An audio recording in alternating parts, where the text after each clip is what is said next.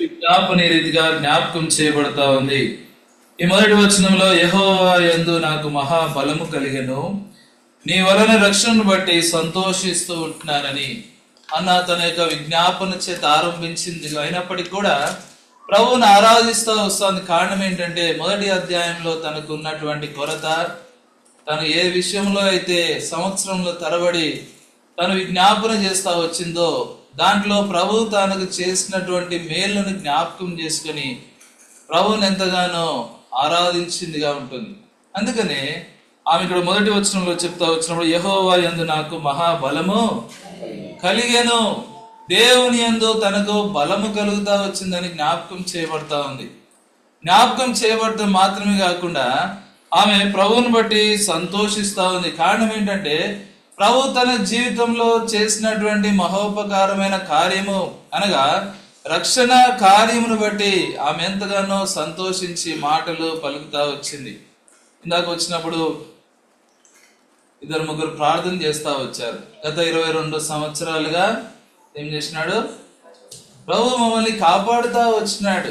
తిరిగి మరొక సంవత్సరానికి మమ్మల్ని ప్రవేశపెడతా వచ్చారనే ఉద్దేశాన్ని జ్ఞాపకం చేసుకుని స్తుతిస్తా ఉన్నప్పుడు ప్రభు మన జీవితంలో చేసినటువంటి కార్యములను బట్టి అన్న తన జీవితంలో ఏదైతే తన జీవితంలో కార్యం చేయబడతా వచ్చిందో దాన్ని బట్టి ఆరాధించడమే కాకుండా వ్యక్తిగతంగా దేవుడు మన జీవితంలో చేసినటువంటి కార్యమును బట్టి కూడా నీవు నేను అదే రకమైన అనుభవంతో ప్రభువుని ఆరాధించాలని ఈ 2వ వచనంలో 3 మాటలు రాయబడతా వచ్చినాయి.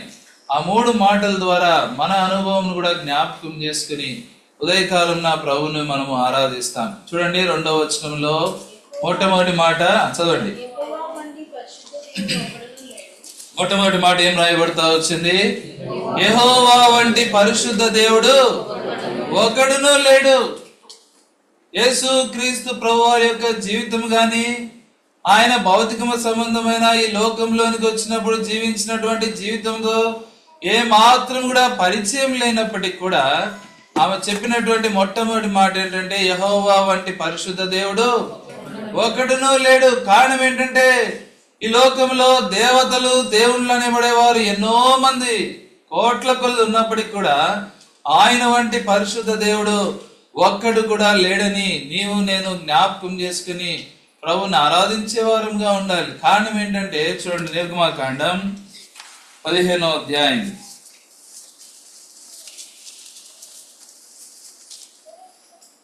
నిర్గమాకాండం 15వ అధ్యాయము 13వ వచనం. నీవు విమోచించిన ఈ ప్రజలను నీ కృపచేత తోడుకొని పోతివి, నీ బలము చేత వారిని నీ పరిశుద్ధాలయమునకు నడిపించితివి. ఈ పరిశుద్ధాలయమునకు నడిపించినటువంటి వాడంటే ఎవరంటే పరిశుద్ధుడైనటువంటి దేవుడు. ఆయన తన యొక్క బలము చేత నిన్ను నన్ను జ్ఞాపకం చేసుకుని నడిపించిన వాడుగా ఉంటున్నాడు. అందుకని ఆ ఉద్దేశం చేత నీవు నేను ప్రభువుని ఆరాధించే వారంగా ఉండాలి.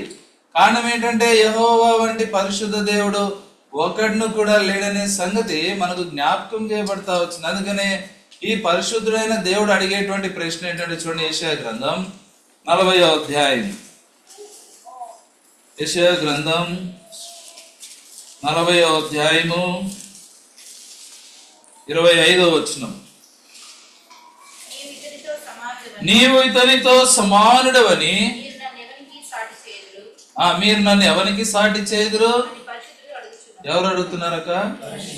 పరిశుద్ధుడు అడిగేటువంటి ప్రశ్న ఏంటంటే ఈ లోకంలో దేవుళ్ళు అనబడేవారు గాని దేవతలు అనబడేవారు గాని కొన్ని కోట్ల మందిగా చెప్పబడుతున్న వచ్చిన వారు ఎవరైనప్పటికీ కూడా నీవు ఇతనితో సమానుడు అని, లేకపోతే నీవు చేసినటువంటి కార్యములు చేయగలిగిన సామర్థ్యం కలిగిన దేవుడు ఒకడు నాకు కనిపించినాడని చెప్పగలగటానికి ఆయనతో సరిపోల్చటానికి ఎవరైనా ఒక్కరైనా కనబడినారేమో ఒక్కసారి జ్ఞాపకం చేసుకుంటే నీవు కూడా నేను కూడా ఈ ప్రశ్నకు జవాబు చెప్పగలం. కారణం ఏంటంటే పరిశుద్ధుడైన దేవుడు అడుగుతూ ఉన్నాడు, నీవు ఇతనితో సమానుడు అని మీరు నన్ను ఎవరికి సాటి చేయగలరు? ఎవరితో నన్ను సరిపోల్చగలరు? ఎవరిని చూపెట్టి నీతో పాటు సమమైన విధానంలో ఈ వ్యక్తి ఫలానా దేవుడు ఉంటున్నాడని మీరు నన్ను ఎవరికి సాటి చేయగలడని పరిశుద్ధుడైన దేవుడు అడుగుతా ఉన్నాడు. కాబట్టి ఉదయకాలంలో నీవు నేను జ్ఞాపకం చేసుకోవాల్సిన సంగతి ఏంటంటే, యెహోవా వంటి పరిశుద్ధ దేవుడు ఒక్కడును లేడు. నా జీవితంలో, నా యొక్క అంధకార సంబంధమైన రహస్య పాప జీవితంలో నేను జీవిస్తున్నప్పుడు, అందుకనే ఆ యొక్క నిర్గమాకాండంలో మనం చదువుతూ వచ్చినాం కదా, నీ బలము చేత నీవు నన్ను ఏం చేసినావు, పరిశుద్ధాలయంలోకి నడిపించు. కారణం ఏంటంటే, ఈ మనము ఆయన బలము నెరగక, ఆయన ప్రేమను గురించి తెలుసుకోలేక, ఆయన పరిశుద్ధత యొక్క ఉన్నతమైన స్థితిని సరిగా గ్రహించలేని వారముగా ఉండి పాపలోకంలో మనకి ఇష్టానుసారమైన జీవితంలో జీవిస్తా ఉన్నప్పుడు దేవుడు మనలను జ్ఞాపకం చేసుకొని బలము చేత తన పరిశుద్ధాలయంకు నడిపిస్తూ వచ్చాడు. మనం అనుకుంటాం చాలా సార్లు, నిజంగా ఈ మందిరం లేకపోతే నేను ఏమైపోయేవాడిని. 22 సంవత్సరాల క్రితమే దేవుడు తన యొక్క ఏర్పాటు చొప్పున మమ్మల్ని జ్ఞాపకం చేసుకొని ఈ మందిరం ఏర్పాటు చేసినాడు. మందిరం కోసము నీవు నేను లేము, నీ కోసము నా కోసం ఏం చేసినాడు దేవుడు మందిరాన్ని ఏర్పరుస్తూ వచ్చాడు. కారణం ఏంటంటే, జగత్తు పునాది వేయబడక మునిపే నీ కొరకు నా కొరకు ఆయన ఒక సంకల్పం కలిగిన వాడుగా ఉంటున్నాడు. ఆయన అంటే జ్ఞాపకం చేసుకున్న దేవుడుగా ఉండి నిన్ను నన్ను ప్రేమించి తన బలము చేత తన పరిశుద్ధాలయమునకు నడిపిస్తూ వచ్చినాడు. అందుకనే నీవు ఇతనితో సమానుడు అని, మీరు నన్ను ఎవరికి సాటి చేయగలము. సాధారణంగా పిల్లల విషయంలో చూస్తే, చదువు విషయంలో కానీ, ఆటల విషయంలో కానీ, లేకపోతే తల్లిదండ్రులే కానీ, లేదా పిల్లలు తల్లిదండ్రులని చూసైనా పలానా వాళ్ళని చూసి పోల్చేవారుగా ఉంటారు. వాడిని చూడరా ఎలా చదువుతున్నాడు, వాడు ఎన్ని మార్కులు తెచ్చుకుంటాడు, ఎంత మంచి కాలేజీలో సీటు సంపాదిస్తాడు. మనం చాలా సందర్భాల్లో పోలుస్తాం. చాలా సందర్భాల్లో మనము అనేక విషయాలను ఒకదానితో ఒకటి పోల్చేవారంగా ఉంటాం. ఒక వస్తువునైనా సరే పోలుస్తాము. ఏదో ఒక దాన్ని చూసి ఇంకో దానితో పోల్చి దీనికి దానికి ఉన్న వ్యత్యాసం ఏంటని చూస్తాం. కానీ మీరు మన జీవితంలో ఎప్పుడైనా సరే ఆయనతో పాటు పోల్చదగిన వాడిని ఎవరైనా కనుక్కోగలిగినారా? ఎప్పుడైనా ఆయనతో పాటు సమానమైన వారిని చూడగలుగుతా వచ్చినాం. అందుకనే ఈ ప్రశ్న నేటి వరకు కూడా సమాధానం లేకుండా ఉంటుంది. కారణం ఏంటంటే, నీవు ఇతనితో సమానుడు అని మీరు నన్ను ఎవరికి సాటి చేయలేరు. కారణం ఏంటంటే, చూడండి, హెబ్రీయులకు రాసిన పత్రిక 7వ అధ్యాయము 26వ వచనం, పవిత్రుడును నిర్దోషియు నిష్కల్మషుడును పాపులలో చేరక ప్రత్యేకంగా ఉన్నవాడును, ఆకాశ మండలము కంటే మిక్కిలి హెచ్చైన వాడునైనట్టి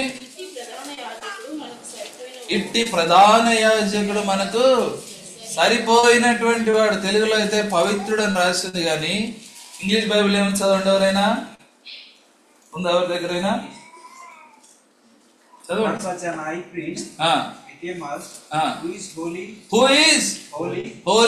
పరిశుద్ధుడు, చాలా పరిశుద్ధుడు అని రాయబడతా వచ్చింది.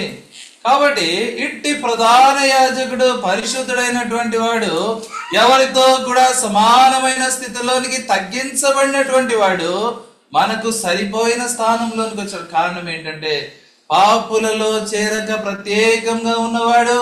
మన పాపముల నిమిత్తము నీవు నేను పాపములో నిత్య నాశనానికి దారితీస్తున్నామని సంగతిని జ్ఞాపకం చేసుకుని నీవు నేను నశించిపోవటం ఏమాత్రం కూడా ఇష్టం లేకుండా ఆయన ఏం చేస్తూ వచ్చినంటే, తన పరిశుద్ధతను విడిచిపెట్టి, తానుండే స్థలమును విడిచిపెట్టి, తానున్న పరిస్థితులన్నిటిని కూడా పక్కన పెట్టేసి నీ కొరకు నా కొరకు సరిపోయినటువంటి స్థాయికి దిగి వచ్చినాడంటే, ఇట్టి ప్రధాన యాజకుడు మనకు సరిపోయినటువంటి వాడు.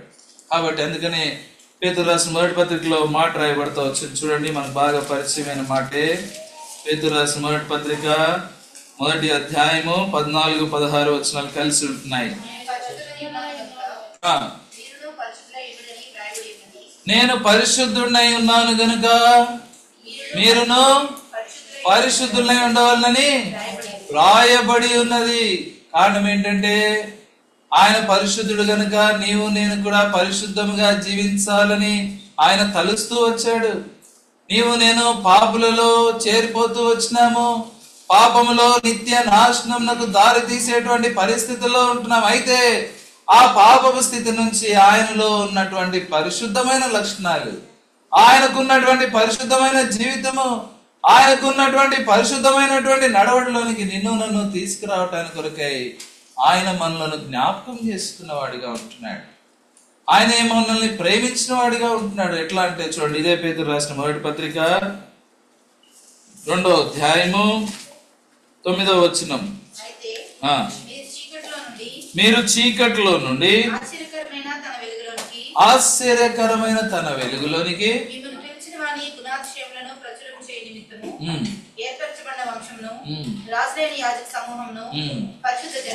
ఏం జనముక? పరిశుద్ధ జనముగా. ఎవరైనా మనల్ని చూసినప్పుడు, మన నడవడి, మన తలంపు, మన మాట, మన బిహేవియర్, మన యాటిట్యూడ్ చూసినప్పుడు ఎవరైనా మనల్ని పరిశుద్ధులని పిలుస్తారా? ఎవరైనా సరే ఎలాంటి స్థితిలో, ఎంత సౌకర్యవంతంగా, ఎంత విలాసవంతంగా ఉన్నప్పటికీ కూడా ఈ పేరు పెట్టి పిలవటము అస్సలు వీలు పడదు. అయినప్పటికీ కూడా దేవుడు మనల్ని ఎట్లా చేసినాడంట? పరిశుద్ధ జనముగా చేసుకుంటా వచ్చాడు. కారణం ఏంటి? అందుకని మొదటి మాట రాయబడింది కదా, చీకటిలో నుండి ఆశ్చర్యకరమైన తన వెలుగులోనికి మనల్ని పిలుస్తా వచ్చినాడు. ఆశ్చర్యకరమైనటువంటి వెలుగు మన జీవితంలో చోటు చేసుకుంటున్న ఈ యొక్క రక్షణ కార్యము ఎంతో ఆశ్చర్యకరమైంది. మన జీవితంలో ఒకసారి రక్షణ పొందక మునుపు, రక్షణ పొందిన తరువాత వచ్చేటువంటి మార్పు పరిశుద్ధమైన ప్రవర్తనలోనికి మనల్ని నడిపించడానికి ఎంతగా సహాయపడతా వచ్చింది. అందుకనే ఈ పేతురు పత్రిక 1వ అధ్యాయం 14వ వచనంలో రాయబడింది, నేను పరిశుద్ధునే ఉన్న ప్రకారము మీరును పరిశుద్ధులు. మనల్ని పరిశుద్ధులుగా ఉండటానికి కొరకై మన చీకట్లో నుంచి మనల్ని ఆశ్చర్యకరమైన తన వెలుగులోనికి నడిపిస్తూ వచ్చి మనల్ని ఏం చేస్తూ వచ్చాడు? పరిశుద్ధ జనము. మనకిచ్చిన సర్టిఫికేట్ ఏంటి ఇప్పుడు? పరిశుద్ధ జనము. సర్టిఫికేట్ లో మన పేరు ఏమని రాయబడుతుంది? సాధారణంగా అయితే మన పేరు, దాని ముందు మన ఇనిషియల్, మన సర్ నేమ్ ఉంటుంది. కానీ ఎప్పుడన్నా ఈ యొక్క స్కూల్ నేమ్స్ కానీ, కాలేజ్ నేమ్స్ కానీ చూస్తా వచ్చినప్పుడు ఎప్పుడన్నా ఆలోచన, తలంపు, కనీసం ఒక చిన్న డౌట్ వచ్చిందా మనకి? Saint Andrew's, saint Ann's, saint Michael's, ఎలా వచ్చింది ఈ పేర్లు? ఎలా వచ్చినాయి?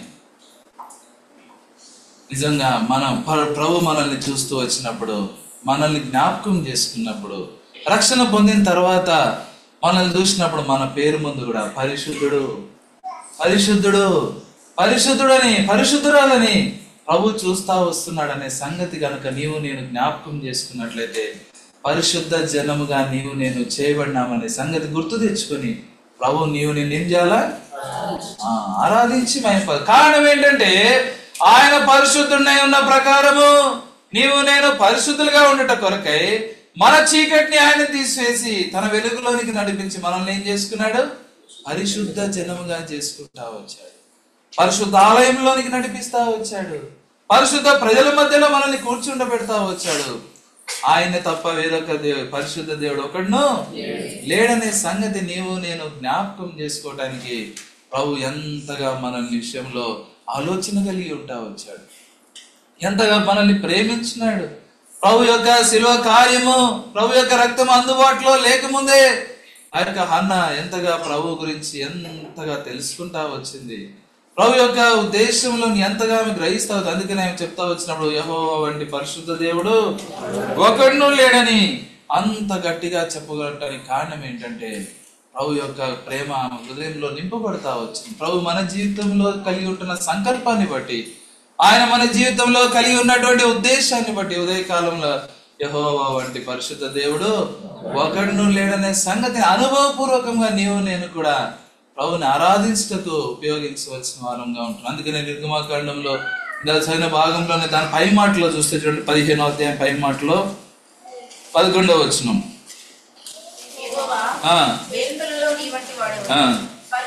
పరిశుద్ధతను బట్టి నీవు మహనీయుడవు, స్తుతి కీర్తనలు బట్టి పూజ్యుడవు, అద్భుతములు. మన జీవితంలో చేసినటువంటి అద్భుతమైన రక్షణ కార్యం. అందుకనే యెహోవా వలన నాకు మహా బలము కలిగెను.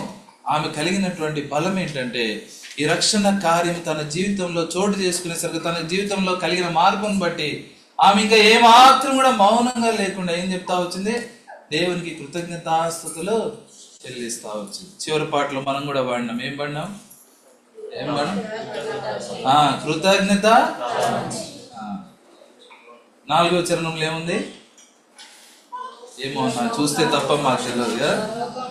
లోకముకై జీవించని ఇంకా నీ కొరకై జీవించును, లోకముకై జీవించని ఇంకా నీ కొరకై జీవించును, నీ కర్పింప నీవేను దియ నీ కొద్దిన జీవితము, నీ కర్పింప నీవేను దియ నీ కొద్దిన జీవితము. చాలు.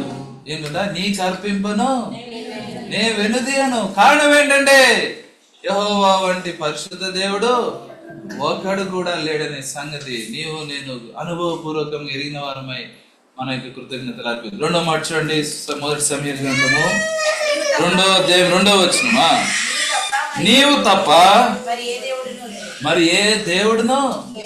ఆమె ఒక్కసారిగా తన స్టాండర్డ్ ఇంకొక మెట్టుకు ఇంకొక అంతస్తుకు మార్చేసింది.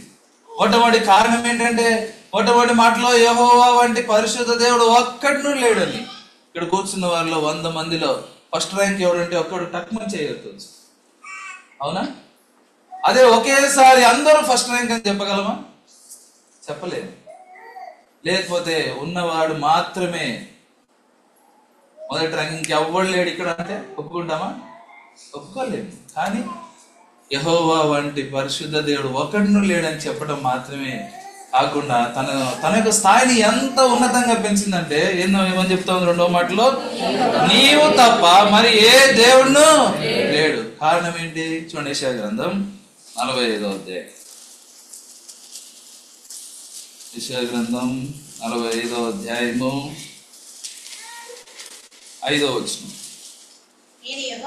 నేను యెహోవాను మరి ఏ దేవుడును లేడు, నేను తప్ప ఏ దేవుడును లేడు.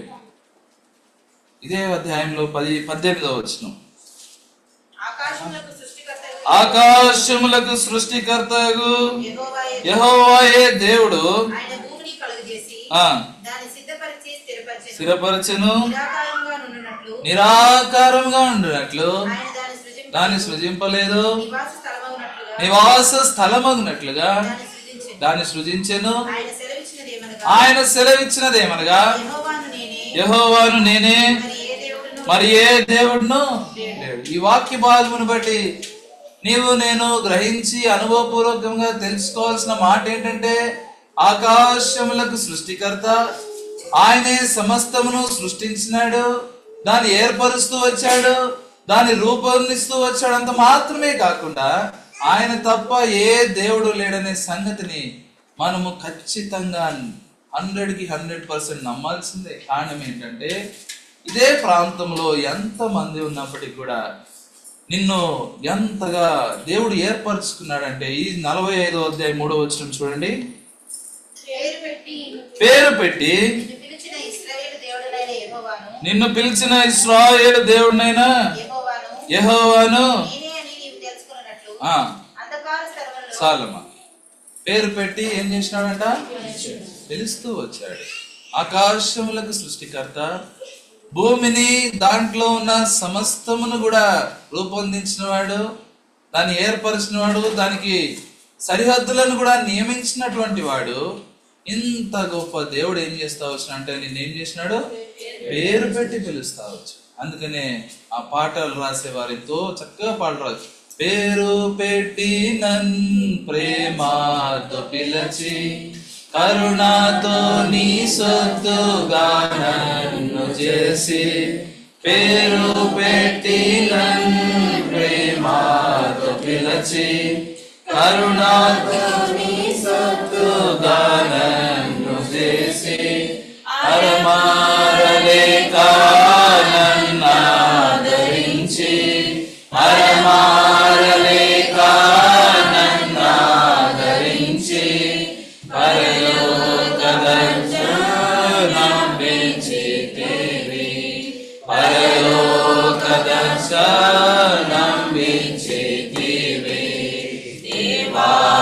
దేవా ప్రభువుల ప్రభు రాజుల రాజా హల్లెలూయా దేవాది దేవా ప్రభువుల ప్రభు రాజుల రాజా హల్లెలూయా. కారణం ఏంటంటే ఆయన పేరు పెట్టి పిలుస్తా వచ్చాడు.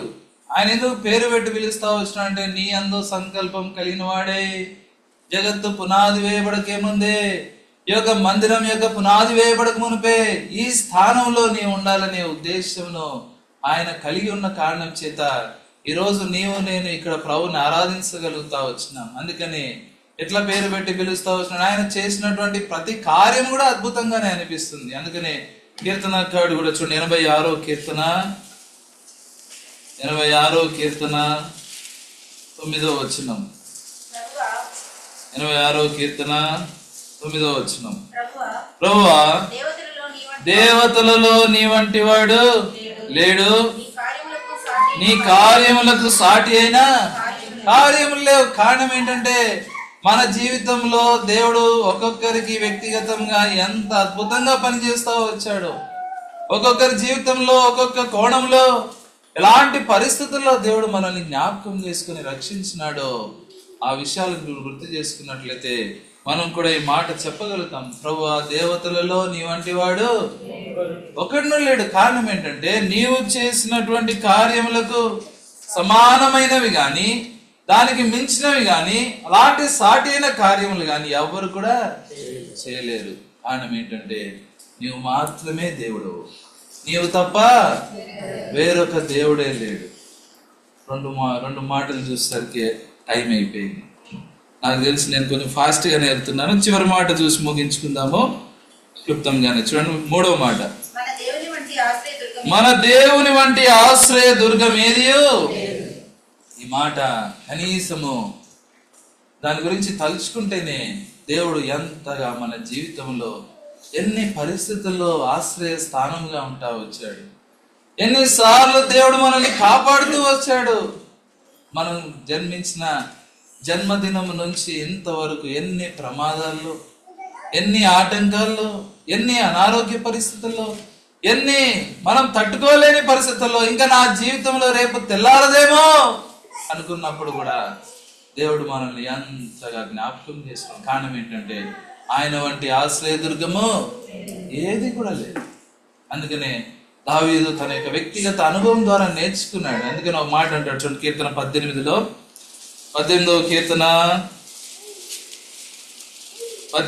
కీర్తన 2వ వచనం.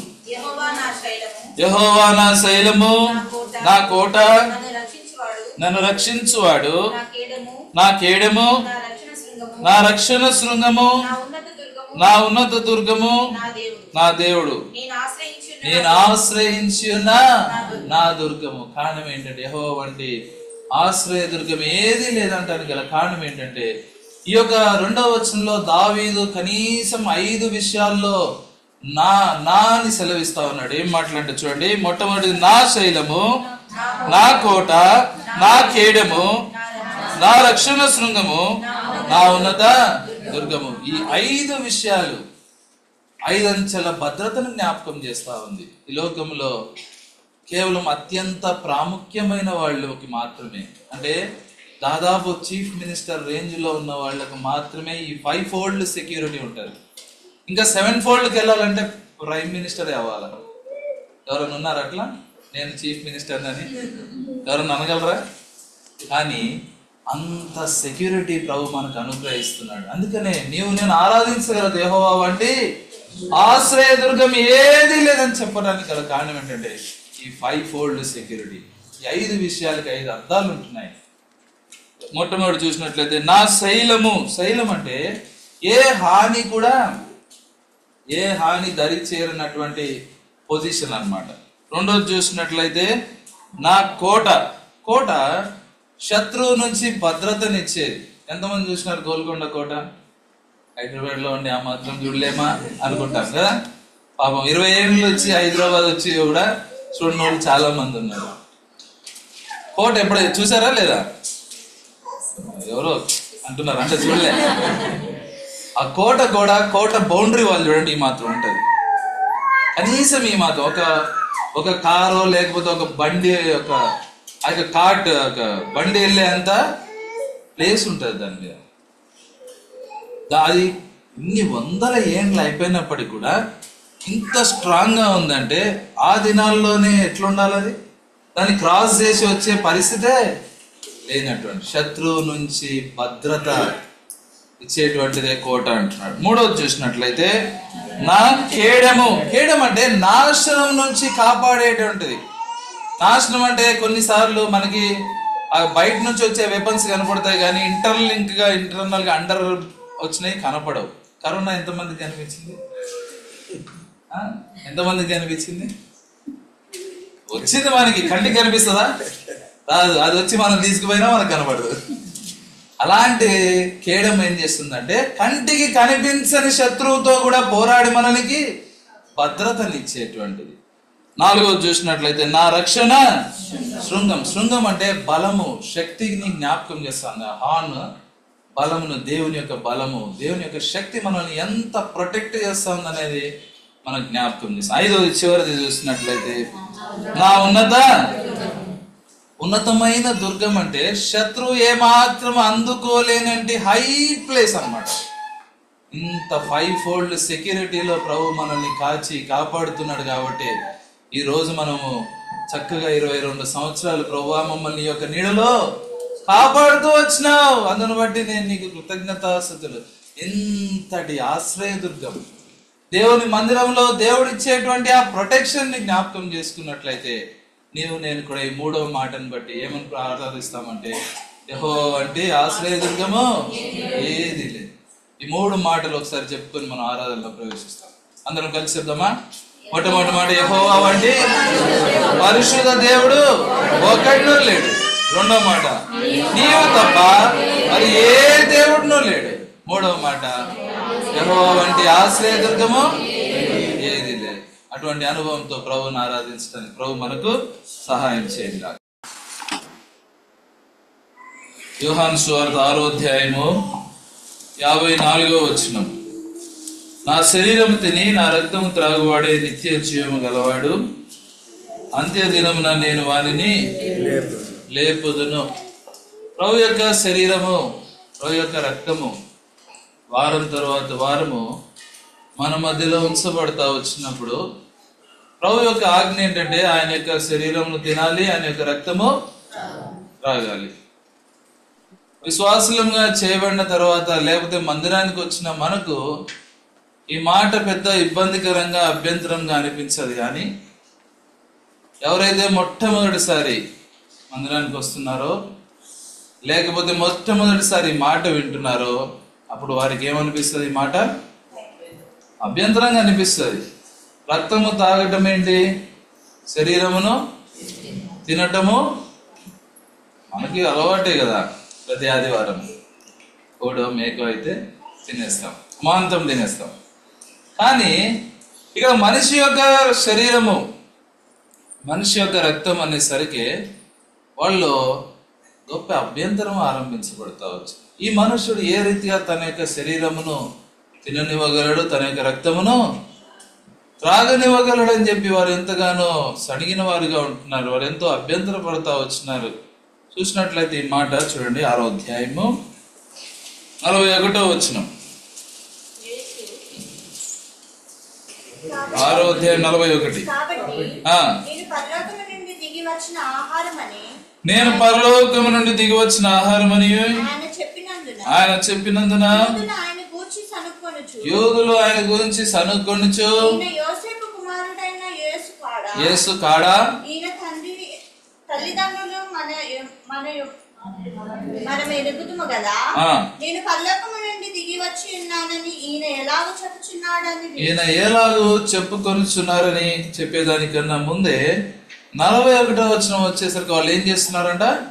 సణుగుతా ఉన్నారు. ప్రభు యొక్క శరీరం గురించి, రక్తం గురించి మాట్లాడుతూ ఉన్నప్పుడు నేను పరలోకం నుంచి దిగి వచ్చిన ఆహారం అని ఆయన చెప్పినప్పుడు వాళ్ళు సణుగుతా వచ్చారు. 6వ అధ్యాయంలో ఈ మాట ఇక్కడే మొదటిసారి రాయబడలేదు, ముందు చాలాసార్లు నేనే జీవాహారము నేనే అని, పరలోకం నుంచి దిగి వచ్చిన ఆహారం అని ఆయన అంతకు ముందు కూడా ఈ మాటలు అదే 6వ అధ్యాయంలో పలుకుతా వచ్చాడు. అది ఈ యొక్క మాటలోనికి వచ్చేసరికి యూదులు ఏం చేస్తున్నారంట? సణుగుతూ ఉన్నారు. యూదులు అంటే ఎవరంటే యేసు క్రీస్తు ప్రభు వారిని చాలా దూరం నుండి గమనిస్తూ వెంబడించేటువంటి వారు. ప్రభువుని ఒప్పుకునేవారు కాదు, ప్రభు సమీపంగా వచ్చేవాళ్ళు కాదు, దూరం నుండి ప్రభు ఏం చేస్తున్నాడు, ఈయన యొక్క కార్యక్రమాలు ఏంటి, ఏ రీతిగా స్వార్థ ప్రకటిస్తా ఉన్నాడు, ఏ రీతిగా జనాలను బాగు చేస్తా ఉన్నాడు, వాళ్ళకి ఆహారం ఎట్లా అందిస్తున్నాడు, వాళ్ళ విషయంలో ఆయన ఇంత కార్యములు ఎలా చేయగలుగుతున్నాడని దూరంగా వెంబడిస్తూ ఉన్నాడు. చాలాసార్లు మనం కూడా ఏం చేస్తామంటే మందిరానికి వచ్చినట్టే ఉంటాము, ప్రతి ఆదివారం వచ్చినట్టే ఉంటాం, కానీ యేసు క్రీస్తు ప్రభువారికి దగ్గరగా వచ్చినట్టు కనపడం. ఏదో ఇన్స్పెక్షన్కి వచ్చినట్టు, లేకపోతే ఆడిటింగ్కి వచ్చినట్టు, ఏం జరుగుతుందో చూద్దాము, వాళ్ళు అసలు ఏం చేస్తున్నారో చూద్దాం అనే ఉద్దేశంతో ఏం చేస్తాము. అవునా కదా? ఏది మా విషయాలన్నీ చెప్తా ఉన్నారు అనుకుంటున్నారు. చాలాసార్లు మనకి ఇలాంటి ఆలోచనలోనే ఉంటాం. ఏమి పట్టనట్టుగా ఏం జరుగుతుందో కేవలం చూసి వెళ్ళేలాగా మనం ఎన్నోసార్లు యూదుల వలె ప్రవర్తించే వారంగా ఉంటాం. ఇందులో ఇన్వాల్వ్ కాము. సంఘంలో పనులు ఎలా జరుగుతూ ఉన్నాయి, ఎవరు పని చేస్తూ ఉన్నారో కూడా మనకు తెలుసు, కానీ మనం ఆ పనిలో పాలిభాగస్తులుగా ఉండాలంటే మనసు అంగీకరించదు. కేవలము ఎన్ని సంవత్సరాలు అయిపోతూ ఉన్నా సరే, ఎంత కాలము దేవునింటికి వస్తూ ఉన్నా సరే, కేవలం మనం ఎలా ఉంటామంటే దూరం నుంచి చూస్తూ చేసే వాళ్ళ మీద ఏం చేస్తాము, సణుగుతా ఉంటాం. సణిగే వారంగా మనం జీవిస్తూ ఉన్నట్లయితే ఈరోజు ప్రభు మనతో మాట్లాడే మాట ఏంటంటే, ఎంతకాలము నామకార్థమైన క్రైస్తవ విశ్వాస జీవితంలో కొనసాగడమే కాకుండా యూదుడుగా ఉండకుండా ప్రభు యొక్క సమీపానికి వచ్చి ఈ వాక్య భాగంలో ప్రభు యొక్క బలలో నేనేం చేయాలా, సొంత శరీరం వలె పాలిభాగస్తులుగా చేయబడాలి. వీళ్ళు ఆ రీతిగా చేయకుండా ఏం చేస్తున్నారంటే ఇంతవరకు ప్రభువుని వెంబడిస్తున్నారు. నేను పరలోకం నుంచి దిగి వచ్చిన జీవాహారం అని చెప్పినప్పుడు వాళ్ళంతా చూస్తా వచ్చి కూడా ఇప్పుడు ఏం చేస్తున్నారంటే ఈయన ఏరేకు పరలోకం నుంచి దిగి వచ్చానని చెప్తున్నాడు. ఈయన తల్లి మనకు తెలియదా, ఈయన తండ్రి మనకు తెలియదా, ఈయన అక్క చెల్లెండ్రు మనతో పాటు పెరిగిన వారు కాదా? సాధారణంగా ఎట్లాంటి పరిస్థితులు ఉంటాయంటే అనేక సంవత్సరాల నుంచి మనము విశ్వాసాలను మన సొంత వారిని చూసినప్పటికీ కూడా అందులో ఎవరైనా కొంచెం ఒక మెట్టు ఆత్మీయంగా ఎదిగి ఏదన్నా బోధించడానికి లేదా చెప్పడానికి లేదా వారించడానికి ఏదో సరి చేయడానికి మాట్లాడినప్పుడు అప్పుడు ఏం జ్ఞాపకం వస్తాయి? అప్పుడు వారి యొక్క పూర్వాపరాలు జ్ఞాపకం వస్తాయి. వాళ్ళ ఫాదర్ ఎవరు, వాళ్ళ మదర్ ఎవరు, వాళ్ళ బ్యాక్గ్రౌండ్ ఏంటి, వాళ్ళ హిస్టరీ ఏంటి, ఇవన్నీ నేను మాట్లాడే వాళ్ళంగా ఉంటాను. ఇదేమి కొత్త కాదు, ఇదేమి సంఘంలో కొత్త కాదు. ఎప్పుడు జరిగింది? 2000 సంవత్సరాల పూర్వమే ప్రభు వారి మధ్యలో ఉన్నప్పుడే ఇవన్నీ జరుగుతూ వచ్చినాయి. మనం అనుకుంటాము ఇప్పుడు ఏదో కాలం అంతా అడ్వాన్స్ అయిపోయింది, టెక్నాలజీ అంతా మారిపోయింది కాబట్టి ఇన్ని చేంజెస్ అనుకుంటాం. అసలు అంతకుముందు జరిగినాయి ఇంకా చాలా జరగనే లేదు. అవన్నీ ఇంకా మన మధ్యలో ఇంకా జరగనే లేదు. కొంతనే చూసి మనం ఏం చేస్తామంటే చాలా నిర్లక్ష్యంగా లేకపోతే ఒక నెగ్లిజెంట్ అయిపోతూ ఉంటాం.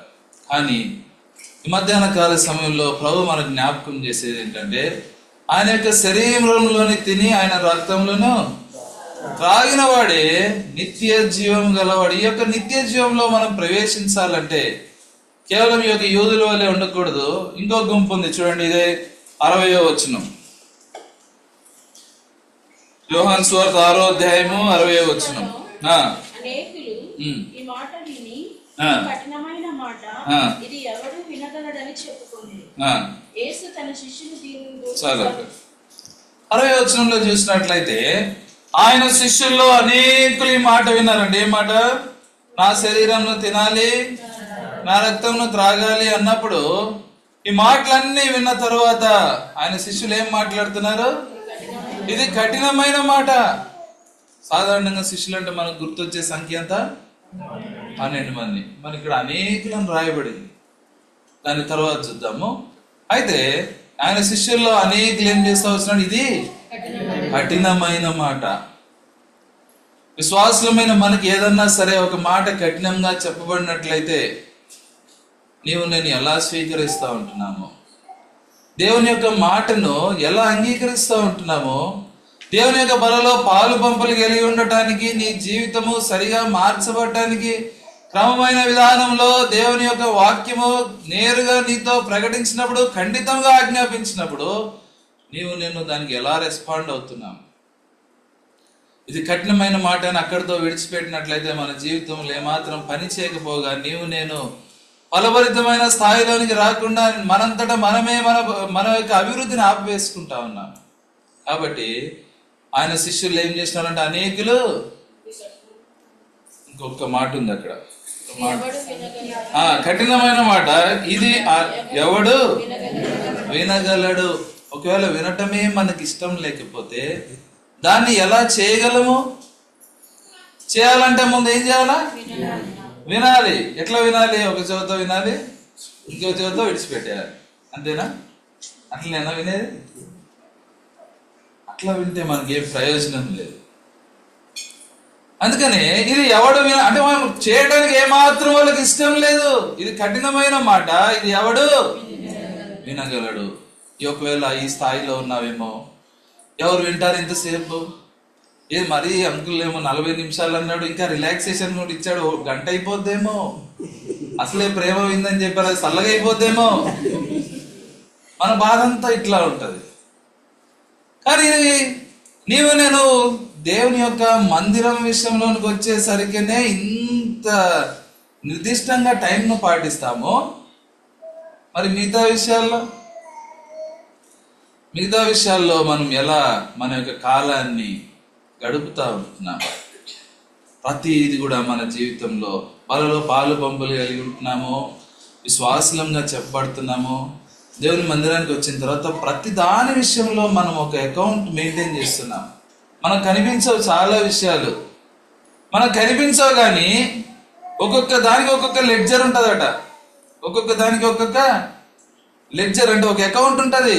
దేని విషయంలో నీవు నేను ఎలా స్పందిస్తాం? మన యొక్క మాట విషయంలో, మన చూపు విషయంలో, తలంపు విషయంలో, మన బిహేవియర్ విషయంలో, మన యొక్క యాటిట్యూడ్ విషయంలో, వీటన్నిటి విషయంలో నీవు నేను ఎలా స్పందిస్తూ ఉంటున్నాను? ఇది కఠినమైన మాట. నేను వినలేను అనుకుంటే ఎవరికి నష్టం? మనకే నష్టం. అందుకని ఏం చేస్తారంటే ఆయన శిష్యుల్లో అనేకులు ఈ మాట విని ఇది ఎవడు వినగలడు అని చెప్పుకుంటా వచ్చినారట. ఇంకా చూడండి 66వ వచనం. అప్పటి నుండి ఆయన శిష్యుల్లో అనేకులు వెనుక తీసి మరి ఎన్నడూను ఆయనను వెంబడింపలేదు. ఇందాక చూసాం అనేకులు, ఇప్పుడు చూసాము ఏమైపోయినారంట? అప్పటి నుంచి ఈ మాట వినేసరికి ఏమైపోయింది? వాళ్ళు వెనుక తీసినారంట, బ్యాక్ స్టెప్ వేశారు, బ్యాక్ స్లైడింగ్ అయిపోయారు. వెనుక తీసి ఇంకా యేసు క్రీస్తు ప్రభువుని మేము వెంబడించము. కారణం ఏంటంటే ఇది కఠినమైన మాట. ఇంత డిసిప్లిన్ నా వల్ల కాదు, ఇంత మిలిటరీ డిసిప్లిన్ లాగా ఉంది, నా వల్ల కాదు అనుకుంటాం. అదేదో మిగతా డినామినేషన్స్కి వెళ్తే చక్కగా చైర్లో కూర్చోవచ్చు, లేకపోతే మన ఇష్టం వచ్చినప్పుడు వెళ్ళొచ్చు, ఇష్టం వచ్చినప్పుడు రావచ్చు, మనల్ని క్వశ్చన్ చేసేది ఉండదు. ఇక్కడైతే ఎవరో క్వశ్చన్ చేస్తారు, బాధ్యత గల సేవకులు మనల్ని ఏం చేస్తారు? పాపం క్వశ్చన్ చేసే ఒక ప్యాటర్నే మారిపోయింది. ఇదివరకన్నా క్వశ్చన్ లాగా ఉండదు, ఇప్పుడు క్వశ్చన్ కూడా క్వశ్చన్ లాగా లేదు. నాయన అమ్మ ఎందుకు రాలేదంటే కూడా ఒక్కసారి ఇట్లా చూస్తారు కిందికి. ఆన్సర్ ఏముండదు అక్కడ. ఇంకొకసారి పొరపాటున కూడా నోరు తెరిచి అడగద్దు, అంతే కదా? ఇంకోసారి నోరు తెరిచి అడగటానికి ధైర్యం చేయొద్దు. మనం నోటితో చెప్పకుండా చాలాసార్లు ఇది కఠినంగా మనము తృణీకరించేస్తూ ఉంటాం. కానీ దానివల్ల ఎంత నష్టపోతున్నాం, ఎంత దిగజారిపోతున్నాం. ప్రభు మనల్ని ఏ స్థాయిలో ఉండాలని కోరుకుంటా ఉంటే ఏ స్థాయిలోకి వెళ్ళిపోతా ఉన్నాము. దీని విషయంలో ఎంతవరకు ఆలోచన కలిగి ఉంటున్నాము? చిన్న బిడ్డ పుట్టినరోజు దగ్గర నుంచి ఎట్లా ఇయర్ బై ఇయర్ గ్రోత్ లేకపోతే ఏమన్నా హ్యాపీగా ఉంటుందా పేరెంట్స్కి? కొంచెమన్నా హ్యాపీనెస్ ఉంటుంది? ఉండదు. మరి విశ్వాసంలో పుట్టిన తర్వాత ఈ ఇయర్కి వచ్చే ఇయర్కి మనలో కొంచెం కూడా డిఫరెన్స్ రాకపోతే ప్రభు ఎంత బాధపడతాడు. ఎంత కఠినంగా నేను ప్రవర్తిస్తున్నాము. దేవుని యొక్క వాక్యమును స్వీకరించడానికి, ప్రార్థన చేయడానికి, వాక్యం చదివే విషయంలో ఎంత బ్యాక్ స్టెప్ వేస్తా ఉన్నాము. ఇదే వెనుక తీయటము. విశ్వాస జీవితంలో ఆరంభించిన నాటి దినాల్లో ఎలా ప్రవర్తించినాము, ఇప్పుడు ఎలా ప్రవర్తిస్తున్నాము? ప్రార్థన విషయంలో ఏది ఆశ? వాక్యం చదివే విషయంలో ఏది ఆశ? గత సంవత్సరం ఒక సర్వే వచ్చింది. స్కాట్లాండ్ ఆ ప్రాంతంలో చేసిన సర్వే ఏంటంటే, విశ్వాసులు ప్రతిరోజు 2 పూటలు బైబిల్ చదివే పర్సెంటేజ్ ఎంత చెప్పగలరు? ఎవరన్నా ఎంత? కానీ గెస్ చేయండి, పర్వాలేదు. భోజనం ఏం తక్కువ చేయరు. మీరు తప్పు చెప్పారు, తప్పు చెప్పినా రైట్ చెప్పినా అదే. చెప్పగలరు ఎవరన్నా? Come on just guess. 35%, 5%, ఓన్లీ 5. ఎవరన్నది ఓన్లీ 5? జస్ట్ నియర్, దగ్గర దాకా వచ్చారు. రైట్, 8% నోటి విశ్వాసులు. మేము విశ్వాసులం చెప్పే ప్రతి ఒక్కరిలో నోటికి చదివేది ఎంతమంది అంట? 8 మంది. ఇప్పుడు మనం 100కి తక్కువ ఉన్నాం కదా. ఇప్పుడు చెప్పండి, ఎంతమంది చదువుతున్నారు మన దాంట్లో? 4, 5?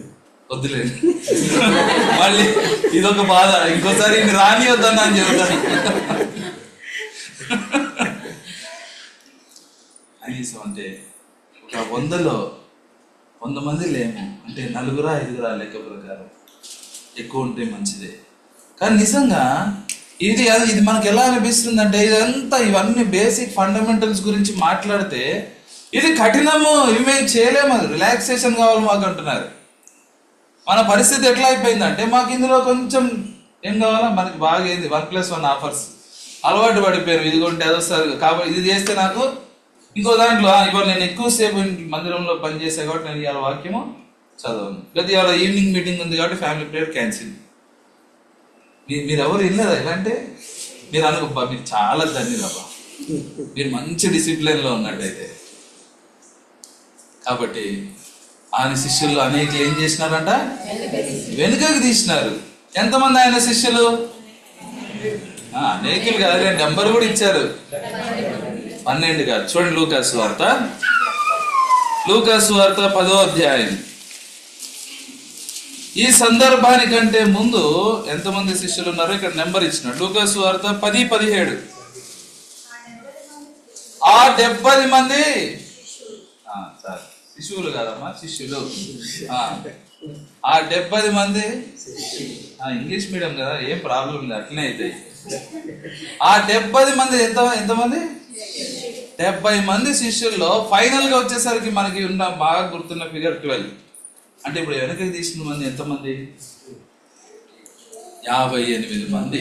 అందుకని అనేకులను 2 సార్లు రాయబట్టడానికి కారణం ఏంటంటే, ఆయన శిష్యుల్లో అనేకులను ఎందుకు రాశారంటే, ఎన్నిసార్లు 58 మంది వెనక్కి వెళ్ళిపోయారు. ఎందుకు వెళ్ళిపోయారంటే, ఈ మాట చెప్పినది, నా శరీరము తిని నా రక్తము త్రాగువాడే నిత్య జీవం గలవాడు, అంత్య దినంలో నేను వానిని లేపుదునని యొక్క మాట విన్నప్పుడు వాళ్ళు తట్టుకోలేకపోయినారు.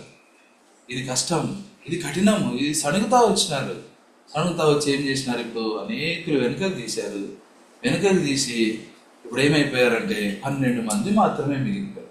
పోనీ ఈ యొక్క శిష్యుల యొక్క స్టాండర్డ్ చూద్దాం. ఎందుకు ఇంత డీటెయిల్ గా మాట్లాడుతున్నామంటే, ఈ శిష్యులు నార్మల్ స్టాండర్డ్ పీపుల్ కాదు. ఏదో మనలాగా ఆదివారం దేవుని ఇంటికి వచ్చి లేకపోతే వీలైతే మధ్యలో వద్దాం లేకుంటే లేదనే స్టాండర్డ్ కాదు వాళ్ళది. వాళ్ళు ఎలాంటి వాళ్ళు అంటే, చదవండి లూకాసు వార్త 10వ అధ్యాయము 17వ వచనం.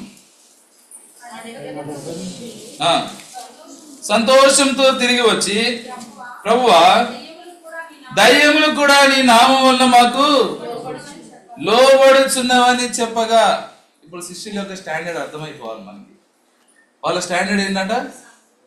దయ్యములకు సైతము దయ్యములు కూడా గడగడలాడించేటువంటి స్థితి.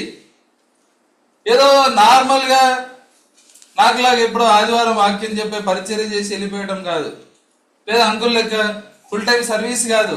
ఇంకా ఏంటి, ఇంకా ఎక్స్ట్రీమ్ లెవెల్లో ఉన్నారు వాళ్ళు. ఎట్లా ఉన్నారంట? దయ్యములను కూడా వాళ్ళు చదువు లేదా మనందరి లెక్క వీక్లీ మీటింగ్స్కి లేకపోతే సండే మీటింగ్స్కి వచ్చే నామినల్ బిలీవర్స్ కాదు. దయ్యములు కూడా నా మాటకు లోబడుచున్నవని ఎట్లా చెప్పినారు? సంతోషంతో చెప్తా వచ్చినారు. ఎవరినన్నా ఒకళ్ళు దయ్యం పెట్టిన వాళ్ళని తీసుకొచ్చి ఇక్కడ కూర్చోబెట్టినాం అనుకోండి అంతే. నిజంగా తెస్తే ఎవరు ఉంటారులేండి, ఇటు ఏమన్నా దారి ఉందా అని కూడా చూస్తాము. తీసుకొచ్చి కూర్చోబెట్టినాం అనుకోండి, ఏం చేస్తాము? సాధ్యమైనంత దూరం ఉండటానికి ప్రయత్నం చేస్తాం.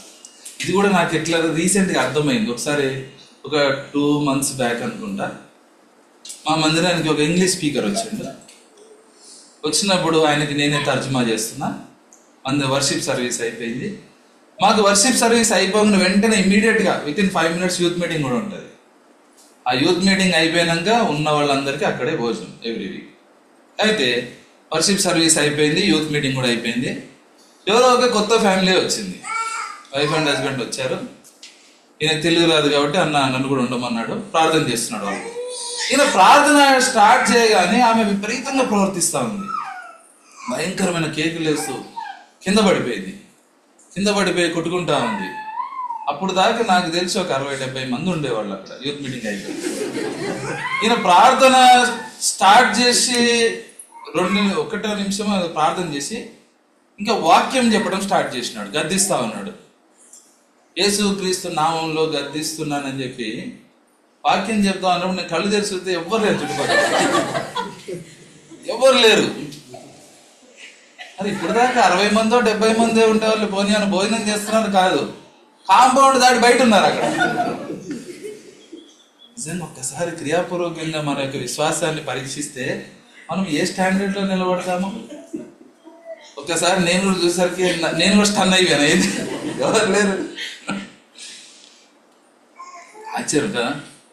అంటే ఒక దయ్యం పట్టిన వాళ్ళు మన యొక్క సమీపంలో ఉంటే ఏం చేస్తామో మనం భయపడటమే కాదు, సాధ్యమైనంత దూరంగా పారిపోతాము. విశ్వాసమే యేసు ప్రభు నామంలో ప్రార్థన చేస్తాము, ఆరాధన చేస్తాము, వాక్యం చదువుతాము. అయినా కానీ ఏం చేస్తున్నాము? నిలబడటానికి తగినంత శక్తి మనకు లేదని తెలిసి మనం సాధ్యమైనంత దూరంగా ఉండడానికి ప్రయత్నం చేస్తాం. అట్లాంటి మన విషయంలో చూసుకుంటే వాళ్ళ పరిస్థితి ఏంటంటే అలాంటి వాళ్ళతో డైలీ డీల్ చేస్తున్నారు వీళ్ళు. అలాంటి వాళ్ళతో రోజు ప్రార్థన చేసి దయ్యాల్ని సైతం వెళ్ళగొడుతున్నారు. దయ్యాలు లోబడుతున్నాయని సంతోషంతో చెప్తా వచ్చినప్పుడు వాళ్ళ స్టాండర్డ్ ఎంత ఉన్నతమైంది, వాళ్ళు ఎంత విశ్వాసంలో ఎదుగుతా వచ్చారు, వాళ్ళు ఎంత బలంగా ప్రభు కొరకు పనిచేస్తూ వచ్చారు. అయినప్పటికీ కూడా ఏమైంది? వాళ్ళు వెనుక తీస్తూ వచ్చారు. నువ్వు నేను తప్పిపోవటానికి, లేకపోతే నువ్వు నేను పడిపోవటానికి, ప్రభువుని విడిచిపెట్టడానికి అవకాశం లేదనే భ్రమలో మనం బతకొద్దు. కారణం ఏంటంటే సరైన పరిస్థితి వస్తే నీవు నేను నిలబడతామా లేదా? ప్రభు యొక్క మాటకి ఎంతవరకు మనం తట్టుకుంటామో, ప్రభు మార్గంలో నిలిచి ఉండడానికి మన ప్రాణమును సైతం మనం త్యజిస్తామా లేదా అనేది పరీక్ష వచ్చింది అనుకో, ఎక్కడుంటాం మనం? వీళ్ళు నిలబడలేకపోయినారు. అందుకనే కనీసం వాళ్ళకున్న సరైన స్థితిలోనే వాళ్ళు నివసించలేకపోతా వచ్చినారు. ఒకవేళ నార్త్ ఇండియా లాంటి పరిస్థితులు మనకు కూడా వచ్చినట్లయితే దేవుని మందిరంలో కనీసము భయం లేకుండా ఆదివారం ఇట్లా ఇళ్లలో ఆరాధన చేయాలంటే కష్టమైపోతాం. కనీసము ఆదివారం తర్వాత సాయంత్రం ఇంటికి వెళ్ళి చూసుకునే లోపల ఏదో ఒక మూలలో, ఏదో ఒక రాష్ట్రంలోనో, ఏదో ఒక స్థలంలో గొప్ప నష్టం సంభవిస్తూ ఉంది. ఇలాంటి పరిస్థితుల్లో కూడా వాళ్ళు ఏం మాత్రం భయపడకుండా ఆరాధిస్తూ ఉంటే నీవు నేను ప్రభు కొరకు ఎంతవరకు నిలబడతా? వెనుక తీసేటువంటి పరిస్థితులు ఎన్నో ఉన్నాయి. ఈ లోకంలో మనల్ని డిస్ట్రాక్ట్ చేసేవి, దేవుని యొక్క మార్గంలో నుంచి తొలగింపజేసేవి, దేవుని యొక్క మార్గంలో నుంచి వెంబడించకుండా ప్రభుని విడిచిపెట్టేటువంటి పరిస్థితులు ఎన్నో జరుగుతూ ఉంటే మన యొక్క కనీసం మన కంఫర్ట్ని విడిచిపెట్టలేకపోతున్నాం. సౌకర్యవంతమైన పరిస్థితిని విడిచిపెట్టి ప్రభు కోసం ప్రయాసపడటానికి మనకు కష్టమైపోతా ఉంది. ఎంత ధన్యులు అంటే నిజంగా ఏసీ కూర్చోబెడతా ఉన్నారు. మా మందిరం కూడా 30 ఏళ్ళదే, ఇంకా రేకుల షెడ్డే. కానీ నిజంగా ప్రభు ఇచ్చిన అనుకూలత వాడుకోవటమే కాకుండా ప్రతికూలతను ఎలా ఎదుర్కోవాలనేది నేను నేర్చుకోవాలా. అలాంటి పరిస్థితి కనుక వచ్చినప్పుడు, ప్రభు మాట నిజంగా కఠినంగా మన మీదకి వచ్చినప్పుడు, కష్టం వచ్చినప్పుడు, ప్రభు నా విషయంలో కలిగి ఉన్న ఉద్దేశాన్ని నేను జ్ఞాపకం చేసుకోవాలనే తలంపుతో నిలబడి ఉండాలి. కానీ ఇది నా వల్ల కాదు, ఇది కఠినమైంది, లేకపోతే ఇది ఎవరు చేయగలరు, ఇది ఎవరు వినగలరు అనుకుంటే నేను ఎంతో నష్టపోతాను. అలాంటి పరిస్థితుల్లో నుంచి నేను బయటికి రావాలి. అయితే ఇక్కడ ఏం చేస్తున్నాడు చూడండి, ఇదే యోహాను సువార్త 6వ అధ్యాయంలో 6వ అధ్యాయం 66వ వచనంలో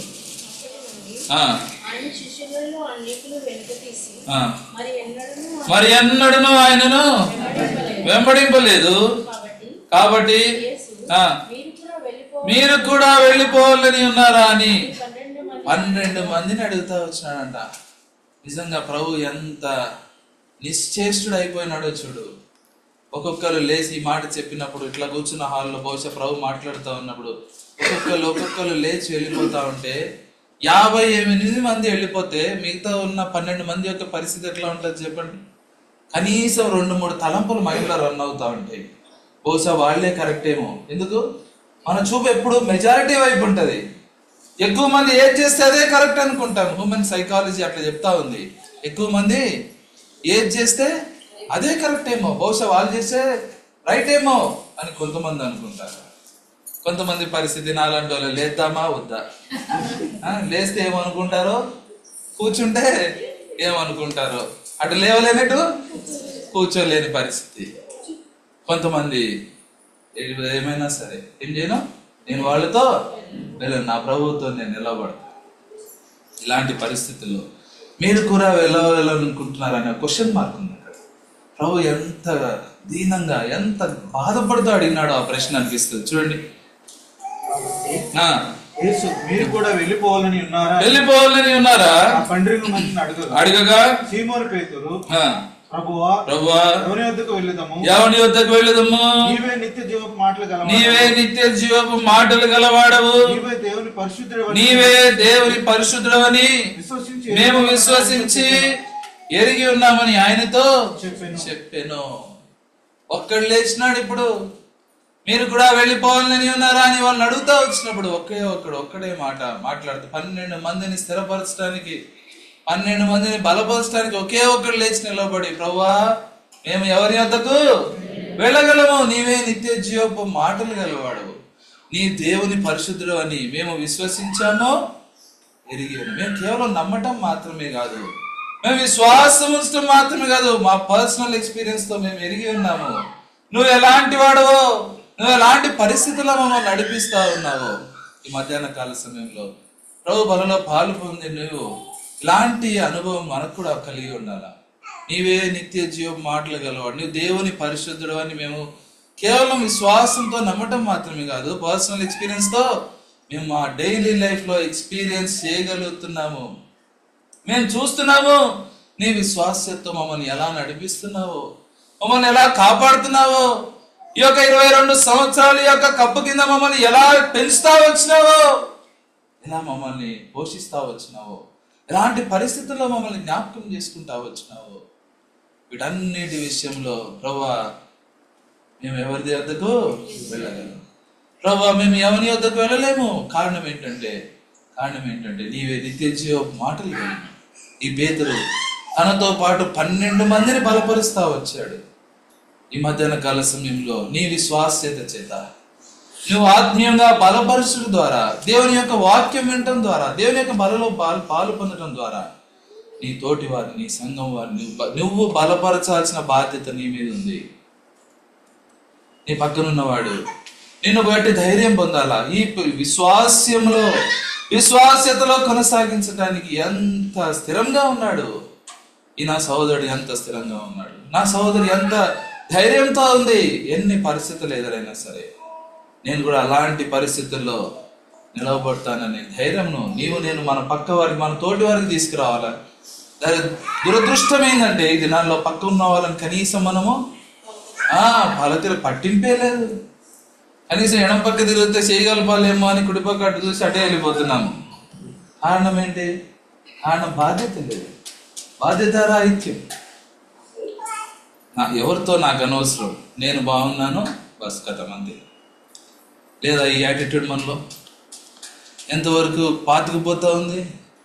ఎంతవరకు కేవలము ఏమన్నా అంటే మేము ముక్కుసూటి మనుషులం అండి, మేము ఎవరితో మాట్లాడము, మా జోలికి ఎవరు రావద్దు, మేము ఎవరి జోలికి ఎందుకు వచ్చినాం? మరి మన ఇంట్లోనే కూర్చో, ఆన్లైన్లో చూడు. ప్రభు యొక్క శరీరంలో నీవు నేను ప్రతి ఒక్క అంగముతో కలిసిపోవాలి. సొంత శరీరంగా ఒక అంగము బాధపడితే ఇంకొక అంగము దాన్ని ఆదరణకరంగా జీవించే వారంగా. ఇలాంటి పరిస్థితిలో ఉండటానికి ప్రభు మనల్ని ఏర్పరిచి ఒక కుటుంబంగా చేస్తా వచ్చాడు. కారణం ఏంటంటే కఠినమైన పరిస్థితుల్లో కూడా నీవు నేను ప్రభు కొరకు నమ్మకంగా ధైర్యంగా నిలవబడటానికి కొరకు ప్రభు ఏర్పాటు చేసుకుంటా వచ్చాడు. ఆ సంగతిని ఎట్టి పరిస్థితుల్లో కూడా మనం ఏం చేయదు, ఎప్పుడు మర్చిపోదు. ఇంకో సందర్భంలో కూడా ప్రభు యొక్క మాటకి ఇదే పేతురు సమాధానం చెప్తా వచ్చారు. చూడండి, మత్తయి సువార్త 16వ అధ్యాయం. మత్తయి సువార్త 16వ అధ్యాయం.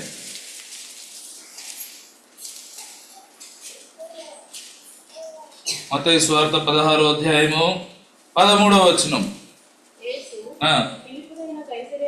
కైసరియా ప్రాంతములకు వచ్చి మనుష్య కుమారుడు ఎవడని జనులు చెప్పుకొనుచున్నారని తన శిష్యులను అడగగా వారు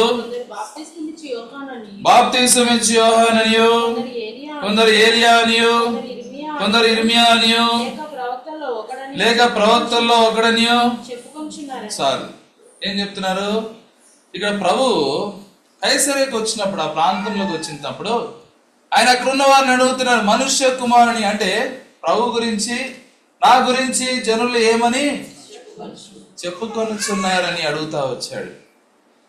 ఈ మాటను బట్టి అనిపిస్తుంది మనం కూడా మన గురించి ఎవరేమనుకుంటారో మనకు కూడా చాలాసార్లు అనిపిస్తుంది అనిపిదా? నా భార్య ఏమనుకుంటుంది, లేదా నా భర్త ఏమనుకుంటున్నాడు, మా పిల్లలు ఏమనుకుంటున్నారు నా గురించి, లేదా మా బాస్ ఏమనుకుంటున్నాడు నా గురించి, నా కొలీగ్స్ ఏమనుకుంటున్నారు, లేదా నా ఫ్రెండ్స్ నా గురించి ఏమనుకుంటున్నాడు. చాలా మందికి ఈ తలంపు ఉంటుంది. బహుశా ఈ యొక్క మాటను బట్టి అది తప్పు కాదేమో. ఎందుకంటే ప్రభువుకి వచ్చిన ఆలోచన ఏంటంటే నా గురించి జనులు ఏమని చెప్పుకొనుచున్నారు. ఏమని చెప్పుకుంటున్నారంటే ఇప్పుడు కనీసం ఒక 4 వ్యక్తులు మాట్లాడి ఉండొచ్చు బహుశా. ఎందుకంటే అక్కడ వారు అని రాయబడతా వచ్చింది. రాయబడటం మాత్రమే కాకుండా 4 సంగతులు అక్కడ ఉన్నాయి. మొట్టమొదటి సంగతి ఏంటంటే కొందరు ఏమనుకున్నారంట, బాప్తిసం ఇచ్చేటువంటి యోహాను అనుకున్నారు. రెండవది చూస్తే కొందరు అయ్యా నీ గురించి నువ్వు ఏలియా అనుకుంటున్నారు. మూడవది చూసినట్లయితే అయ్యా నిన్ను కొందరు ఇర్మియా అనుకుంటున్నారు అన్నారు. అయితే 4వది వచ్చేసరికి నువ్వు ఎవరో ప్రవక్తల్లో ఏదో చాలా మంది ప్రవక్తలు, చిన్న ప్రవక్తలు ఉన్నారు, పెద్ద ప్రవక్తలు ఉన్నారు, అట్లాగే నువ్వు కూడా ఒక ప్రవక్తవి అనుకుంటున్నారు అని చెప్పి కనీసం 4 ఆన్సర్లు వచ్చినాయి. బహుశా ఒకరికన్నా ఎక్కువే మాట్లాడి ఉండొచ్చు. వెంటనే ప్రభు ఒక ప్రశ్న వేసినాడు వాళ్ళని. చూడండి, కింద వచ్చిన చదవండి. అందుకు ఆయన మీరైతే నేను ఎవడనని చెప్పుకొనిచున్నారని వారిని అడిగాను. చాలు. ఇప్పుడు డైరెక్ట్ క్వశ్చన్ ఏమని అడుగుతున్నాడు? అన్ని విన్నాడు, 4 విషయాలు విన్నాడు, వాళ్ళందరూ చెప్పింది విన్నాడు. విని ఇప్పుడు అడిగిన మాట ఏంటంటే మీరు నా గురించి ఏమనుకుంటున్నారు, మీరు నా గురించి ఏమనుకుంటున్నారు. ఇప్పుడు చదవండి తర్వాత పాట. అందుకు సీమోను పేతురు, ఇప్పుడు ఎవరు మాట్లాడారు? సీమోను పేతురు. యోహాను సువార్త 6వ అధ్యాయంలో ఎవరు మాట్లాడారు? అక్కడ కూడా సీమోను పేతురే. ఈ మత్తయి సువార్త 16వ అధ్యాయంలో దాదాపు 14-15 వచనాలు చూస్తే చాలా మంది మాట్లాడుతూ వచ్చారు. దీన్ని బట్టి మనం గ్రహించాల్సింది ఏంటంటే మనకున్న స్వభావం ప్రకారము వేరే వాళ్ళ గురించి చెప్పమంటే ఎంతసేపు అయినా చెప్తాం. అవునా కాదు? అవునా కాదు? అర్థమైందా లేదా మీకు?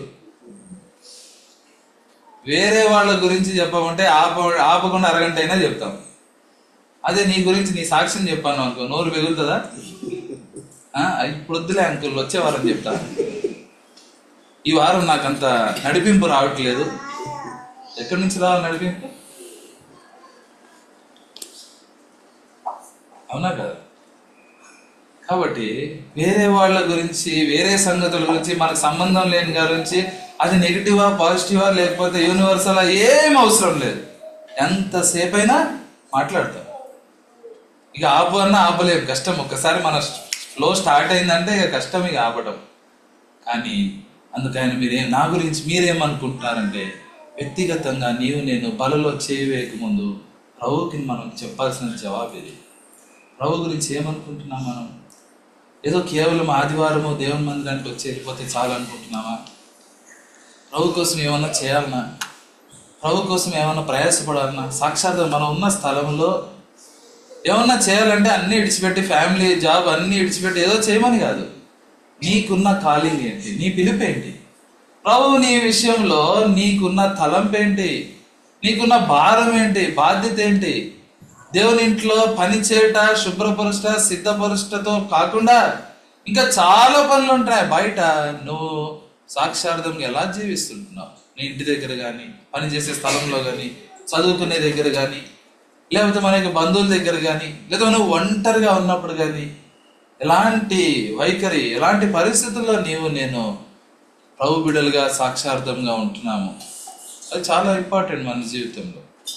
కాబట్టి నేను ఎలాంటి ప్రతిస్పందన ఇవ్వగలుగుతున్నామో అందుకు ఆయన, మీరైతే నా గురించి ఏమనుకుంటున్నారంటే, మనం చెప్పేటువంటి జవాబు ఎలా ఉంటుంది? ప్రభువా, నా జీవితంలో నువ్వు కోరిన ఉద్దేశ ప్రకారం నేను జీవిస్తూ వచ్చాను ఈ వారం అంతా అని చెప్పగలమా? ఈ వారంలో నువ్వు నా జీవితంలో కలిగి ఉన్న ఉద్దేశాన్ని నేను నెరవేరుస్తూ వచ్చినాను చెప్పడం చాలా కష్టం. ఎందుకంటే మన జీవితంలో మన యొక్క సొంత మాటలు, ఉద్దేశాలు, తలంపులు నెరవేర్చుకోవడానికే మనకు టైం సరిపోవట్లేదు. ప్రభు యొక్క ఉద్దేశాలను ఎప్పుడు మనం తెలుసుకుంటాం? ముందు తెలుసుకోవాలంటే చేయదగినట్లుగా నువ్వు సిద్ధపడితే తప్ప ప్రభు తన ఉద్దేశాన్ని బయలుపరచడు. చాలాసార్లు అనుకుంటా, ప్రభు నాకు ఏం చెప్పలేదు, ఏం చేయాలో నాకు బాధ్యత అప్పగించలేదు, లేదా నాకు మైక్ ఇవ్వలేదు కాబట్టి నేనేం చెప్పలేకపోతున్నాను అనుకుంటాం. కానీ దాని బట్టుకు ప్రభువుకి నువ్వు అనుకూలంగా సిద్ధపరచబడినప్పుడు ప్రభువే నీకు అవకాశం తీసుకొచ్చి ఇస్తాడు. ఎవరు అడ్డు ఉండలేరు దానికి. కానీ దానికి తగినట్లుగా నువ్వు సిద్ధపడి నీ వ్యక్తిగత జీవితంలో ప్రభువుకు అంత నమ్మకస్తుడిగా ఉన్నప్పుడు ఖచ్చితంగా ప్రభు దాని కొరకు నిన్ను సిద్ధం చేసి నీకు ఒక మంచి ప్లాట్ఫామ్ ఇస్తాడు. ఏదైనా సరే, ఎట్లాంటి పరిస్థితి, మనం ఏమనుకుంటామంటే నాకు ఇచ్చి చూడు అప్పుడు చెప్తాం అనుకుంటాం. కాబట్టి ఎందుకు రావట్లేదంటే ఇంకా నువ్వు ఆ సరైన ఆ గ్రౌండ్స్లో ప్రిపేర్ అవ్వలేదు. దాని కొరకు నేను చాలా నమ్మకస్తులంగా గుర్తించబడాలి. నమ్మకమైన వానికి మెండుగా దీవెనలు మెండుగా కలుగుతాయి. కాబట్టి ఎవరు ఆపుతుంటే ఆగిపోద్దని మనం చాలాసార్లు ఫులిష్గా అనుకుంటాం, కానీ ఏమాత్రం కూడా దాన్ని ఎవరు ఆపలేదు. అందుకనే ప్రభు అడగంగానే మళ్ళీ వెంటనే ఒకటే జవాబు. అంత ముందు ఉన్నంత వరకు మాట్లాడిన వాళ్ళు ఎవరు కూడా ఇప్పుడు మాట్లాడలేకపోతున్నారు. ఇప్పుడు కూడా మాట్లాడింది ఎవరు? సీమోను పేతురు. వెంటనే అన్నాడు, అందుకు సీమోను పేతురు, నీవు సజీవుడకు దేవుని కుమారుడైన క్రీస్తు అని చెప్పాను. అక్కడేమో నీవే నిత్య జీవపు మాటలు కలిగిన వాడవు, నీవు దేవుని పరిశుద్ధుడు అని చెప్తా వచ్చాడు. ఇక్కడికి వచ్చేసరికి నువ్వు సజీవుడకు దేవుని కుమారుడైన క్రీస్తు. సేమ్ స్టేట్మెంట్ ఇవ్వలే. కారణం ఏంటంటే దానికి దీనికి కాలం యొక్క వ్యత్యాసంలో ఆయన యొక్క పరిణితి చెందుతా వచ్చాడు. నేను కూడా వయసు పెరిగిన కొద్దీ ప్రభువులో ఆత్మీయంగా పరిణితి చెందాల. నాకు 30 ఏళ్ళు, 40 ఏళ్ళు, 50 ఏళ్ళు అని చెప్పుకునేటప్పుడు ఆత్మీయంగా మనం ఎంత మెచ్యూరిటీలోకి వచ్చినామో దాని విషయంలో ఎక్కువ ఆలోచన కలిగి ఉండాలి. ఎక్కువగా ప్రభు కొరకు మన యొక్క సామర్థ్యం చొప్పున, మన యొక్క బలము చొప్పున ఎంతవరకు నేను నమ్మకంగా జీవిస్తున్నామో దాని విషయంలో ఎక్కువగా మనల్ని మనం పరీక్షించుకోవాలి. ఎందుకంటే కాలం ఎంతో సమీపంగా ఉంది. దినాలు చూస్తున్నట్లయితే సూచనలు ఎన్నో నెరవేర్చబడుతున్నాయి. యుద్ధం యొక్క సమాచారంలో కొనసాగుతూనే ఉన్నాయి. అయితే దీని విషయంలో మనల్ని మనం ఎలా సిద్ధపరచుకుంటున్నాం? మనకు అనిపిస్తుంది కొంచెం కఠినంగా, కొంచెం అసౌకర్యంగా, కొంచెం అభ్యంతరకరంగా అనిపిస్తే ఇక దాన్ని మనం కంటిన్యూ చేయలేము. దాన్ని కంటిన్యూ చేయలేము, దాన్ని అక్కడితో విడిచిపెడతాం. అది ఎంత క్రయమైనా అయిపోయి, అది ఎంత నష్టంలోనికి తెచ్చిపెట్టినా మనం ఏం చేస్తామంటే దాన్ని అక్కడ పోలీస్ స్టాప్ పెట్టేస్తాం.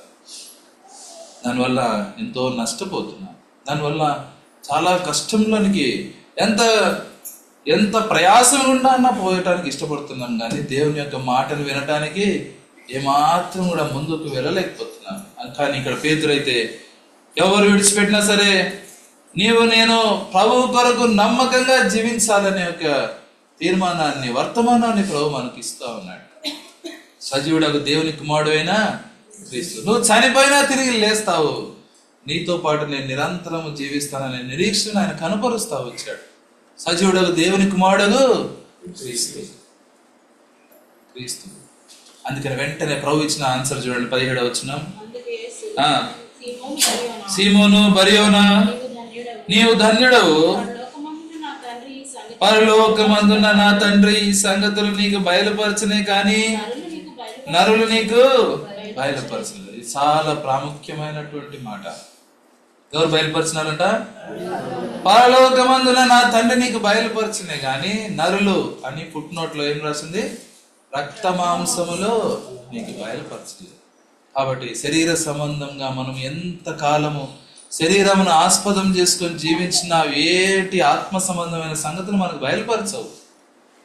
పేతురుకు బయలుపరచబడిందంటే కారణం ఏంటంటే ఆయన ఆత్మ సంబంధమైన స్థితిలో సిద్ధపడిన వాడిగా ఉండి, ఇందాక మనం చెప్పుకుంటూ వచ్చినాం కదా, మనము సిద్ధపరచబడిన తర్వాతనే మనకు అవకాశం వస్తుంది. సిద్ధపరిచేటువంటి సామర్థ్యంను నీవు నేను సంపాదించుకుంటే ప్రయాసపడితేనే నీవు నేను సిద్ధంగా కనపడేది. కాబట్టి పేతురైతే కనపడుతూ వచ్చినాడు. దేవుడు తను చెప్పిన ఆన్సర్కి ఎంతో సంతోషిస్తా ఉన్నాడు. ఈరోజు వ్యక్తిగతంగా నేను అడిగిన ప్రశ్నకి ఏం సమాధానం చెప్పగలవు?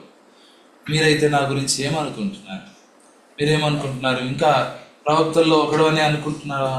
లేకపోతే ఏదో పాతకాలం ఇర్మియానో, లేకపోతే బాప్తిస్మిచ్చి ఏలియానో, లేకపోతే ఇంకో ఎవరో అనుకున్నా? ప్రభు గురించి స్పష్టమైన ఉద్దేశంను నీవు కలిగి ఉంటున్నావా? ప్రభు యొక్క బలి అర్పణ నీ కోసం ఎంత క్రయముతో చెల్లించబడిందో, ఎంత ప్రయాసముతో ఆ యొక్క శిలువ కార్యం జరిగిస్తా వచ్చిందో దాన్ని జ్ఞాపకం చేసుకున్నట్లయితే ఏమాత్రం కూడా దాంట్లో అయోగ్యంగా పాలు పొందాం. ప్రభు నా నిమిత్తము ఎంత ప్రయాసంలో వస్తా వచ్చినావు, నా కోసం ఎంత గాయపరచబడతా వచ్చినావు, నా కోసం నీ రక్తం అంతా కాలుస్తా వచ్చావు, నా కోసం నీ ప్రాణం అప్పగిస్తా వచ్చినావు.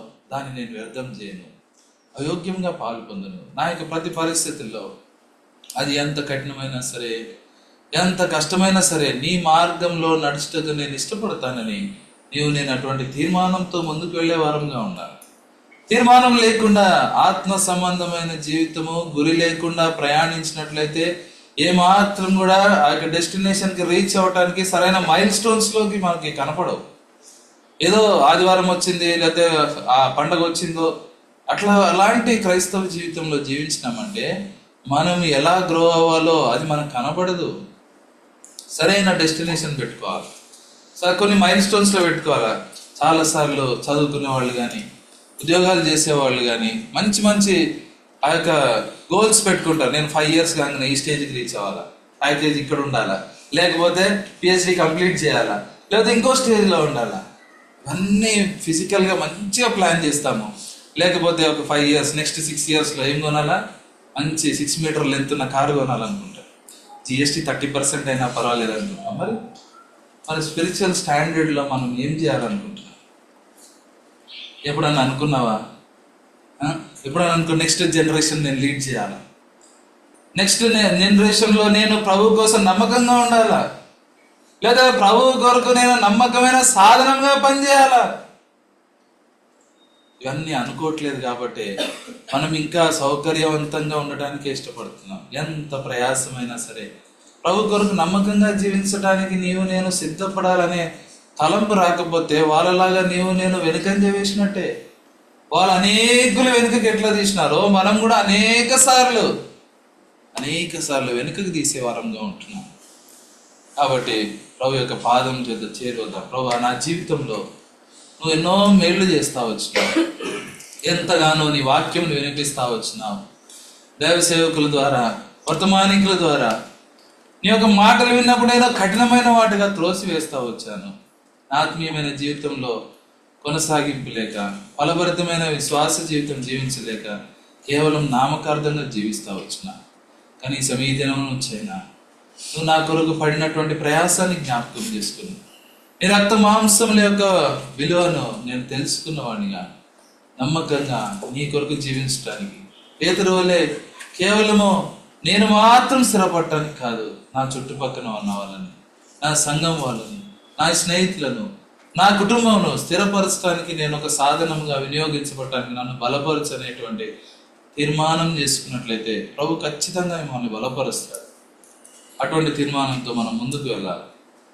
లేకుండా ఉన్నట్లయితే, మనకు ఒక గురి గమ్యం లేకపోయినట్లయితే ఏమాత్రం కూడా నిరుపయోగంగా కనపడతాం.